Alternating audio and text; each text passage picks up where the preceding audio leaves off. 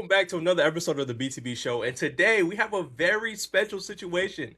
We are reacting slash giving our opinions on the updated MVP ladder. Now, this morning I woke up, Twitter was in a frenzy because the MVP race has changed a little bit.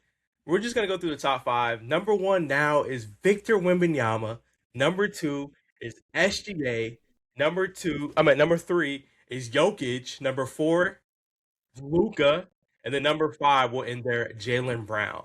Obviously, a drastic change between last week and this week. Omar, I'm gonna pass it to you for your thoughts, and then we'll kind of talk about it a little bit. Victor? Number one already? Okay. All right. It seems like everybody took him seriously when he was saying, yeah, I should be MVP. He laid out his case right in front of everybody, and they're like, I literally saw Stephen A on live TV go like, is he lying? No, he's not lying. But oh man, now that I'm thinking about it, he's brought his team to number two in the West. He's had freaking phenomenal numbers all season long. He's by far the defensive player of the year, no matter what. And I gotta say, I did say it this season. Earl, I don't know if you remember this. I said it in a chat between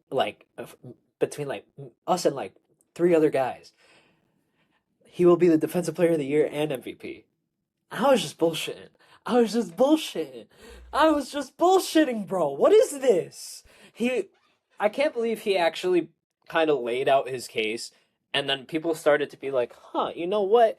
With everything that he has done, 50% of the game is defense. He is 100% right about that. He is already a dynamic offensive threat, 3-level scorer, all of that. He's already baiting people at the basket, giving them his back, and then when they're not looking to put up the shot, he still swats it because he's that freaking tall. I've seen this live in games. It's kind of crazy. But I feel like this list is less about Victor Wembanyama, right? I feel like if you plug and put Victor Wembanyama anywhere in the top three, I feel like you can have a conversation about it. Luka Doncic being so low bothers me. This man is averaging 40 points a game. I would be lying if I didn't say it was bothering me that he is literally number 4 on this list. Shai Gilgeous-Alexander, SGA will be SGA. Nikola Jokic, again, a walking triple-double, a walking threat. But he also does not play defense at a high enough caliber to even I kind of agree with Victor there. I mean, he kind of took a shot at Jokic. I don't know if y'all caught that. Earl, I don't know if you caught that when he was saying we got players in the top 3 that don't even play like defense and stuff like that. He's talking about Jokic. He's talking about Jokic. He's talking about Luka. He's even talking about Luka. So like, there's a lot of things that Victor kind of laid out, and I have to say he even woke me up a little bit to kind of see, like, he kind of belongs in the top 3 at least. I don't know if it's 1. I don't know if he should be 1. Maybe that's still Shai, but he kind of put a case forth, and I kind of have to say I agree with it. Earl, what's going on, my man? What do you think? What is going on? Honestly, I think MVP is a very tricky situation. I think when we look at the history of the MVP, the grade lines are always being moved. The standards are always being adjusted. And I'll just bring this up for the criteria, right? We talk about winning being everything when we look at major awards. Like Rudy Gobert wins Defensive Player of the Year consistently because he plays in a system where his team wins game. They produce well. We look at Shai on the Oklahoma City Thunder. They have one of the best systems I've seen in the NBA, and he gets praised for those wins to account towards his MVP situation. But then you flip it around, and the same thing doesn't apply for Luka Doncic, right? Luka, throughout his last 11 games, is averaging almost 40 points a game with 8 assists, 8 rebounds. That's absolutely nuclear numbers. And when you look at that, people are like, oh, it's just for that stretch. It's just for the month. No. On the season, Luka's averaging 34 points per game, number 1 in the NBA. He's averaging 8 rebounds a game and 8 assists a game. Like, those are MVP type numbers. And I think what's getting misconstrued and misrepresented is, yes, Wemby, you're having a good two-way season, I agree, but statistically, you don't exceed anybody on this list. If I'm looking at MVP, I have Jokic over Victor on MVP list right now, personally. Jokic is averaging a triple-double once again. Wemby, I get it. Defense is two sides of the ball. You want defensive praise, you can get the Defensive Player of the Year. The MVP is the most valuable player. And I feel like for this team, the Lakers, a team that was projected to be a bottom team, is now number 3 in the Western Conference, one of the hardest conferences to play in this modern day of basketball. And on top of that point, adding on to that situation is I think Luka played without Austin Reeves and LeBron combined for over 40 plus games this season. And we still were able to manage the seeding. So to me, I think the bar kind of changes. People like to turn a blind eye. People forget Jokic won MVP as a 3rd seed and as a 6th seed. So this whole notion that you have to be a 1st or 2nd seed just to be in the MVP conversation is totally made up. And I think like the media has to do a good job. I watched Mike. What's up?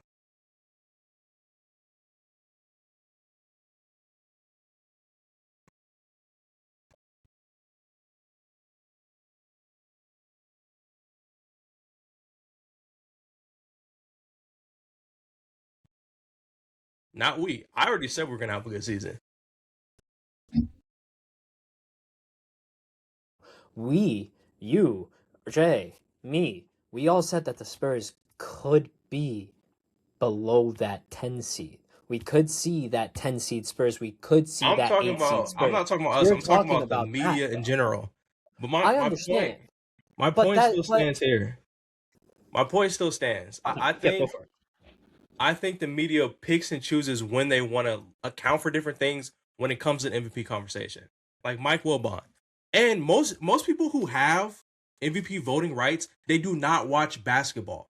I literally watch Mike Wilbon talk about Luka, and they just have this notion Luka doesn't play defense. He's just I'm not voting for a one-way player.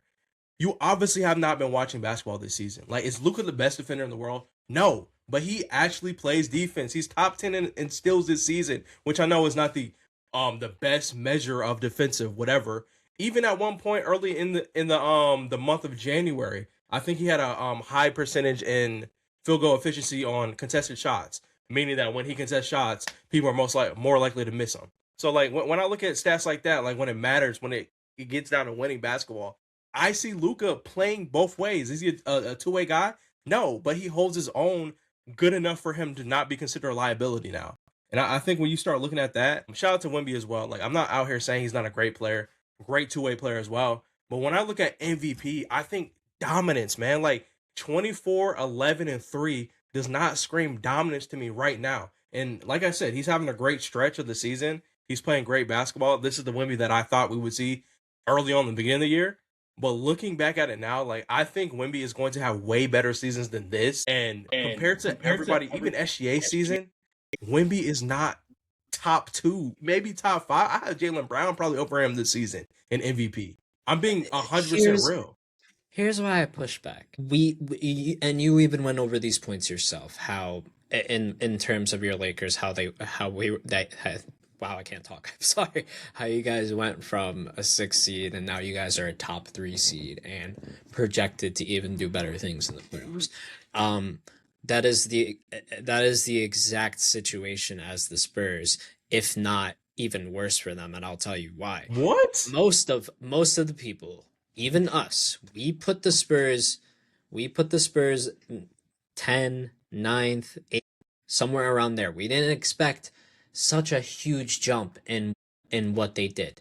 Wemby has brought this team on a defensive level, and I really think it's unfair to not include points where you're talking about his stats. You got to include blocks there. You got to include blocks there because he is the defensive player of the year, and most valuable player means both sides of the ball. It means everything that basketball Did it mean both sides of the ball when Curry won? Did it mean both sides of the ball when Jokic won? I have my gripes with that, but that's not the conversation that we're having right now. It is. It's literally the conversation. I agree with you, but you know what I'm saying? But I'm saying you can't just bring it out when it's convenient. Like, you got to put everything into perspective as well, as far as like the overall package of what someone's been playing about the whole season. In terms of the NBA, you're 100% right. I think the NBA should hold that standard to themselves and keep it one way. However, I feel like when people are talking about MVP, I'm not talking about just the offensive side of the ball. We talk about Shai Gilgeous-Alexander, how he's one of the best two-way players in the league because he's also that good on defense as he's good on offense. You see him scoring punches. SGA, yes. That's also count too. SGA is not an elite defender like people make him out to see. I wouldn't say elite, but he's still very good at stealing the ball. He's still very good at staying in front of his defender. It's much more than you could say than a lot of these guards in the NBA. Look, Nikola Jokic, I've seen him get blown by more than Cat. And we've talked about how bad Cat is on defense. We talk about how bad he is in the paint. I've seen Nikola Jokic do the exact same thing. Nobody's worse than that. That does not happen with Victor Wembanyama. When people go inside of the paint against the Spurs, they have to keep their head on a swivel because Victor is there. If Victor is within 5 feet of that basket, he is blocking the ball. There is no shot going up. I've seen it happen to Mikal. I've seen it happen to Brunson. I've seen it happen to Jokic. I've seen it happen to SGA. I've seen it happen to these players that are considered the top of the top, and Victor is dominating them on the defensive side of the ball. And I feel like that's a really big part of what we talk about when we talk about MVP. Jaylen Brown is on this list because he averages 30 and how good he is on defense. Tell me I'm wrong. I didn't say you were wrong. What I'm saying is that doesn't outweigh that other people on this list are having a better season than him, with the circumstances aside as well. I'm not saying he's not a great two-way player. I'm saying for the MVP purpose of this award, projections, standings, where people talked about where these teams expectation-wise, the expectations were the Spurs to be a good team. That's why I even said Jaylen Brown. Nobody thought that weren't. Boston. Yes, it was. You can. I don't think so. We can go back and look. They were projected 8th or 9th. Bro, they were not projected 8th or 9th seed. I think they were, bro. The Spurs projected 8th or 9th seed going into the season. I'll look back after this video and we'll double check in the videos. I'll even make a comment if I'm wrong. But guys, let us know what you guys think of what's going on in the NBA. Do you guys think Victor deserves to be top 3, or do you guys think this is just recency bias because of what he said in the media? Let us know. Thank you guys so much. I appreciate every single one of you guys. Peace.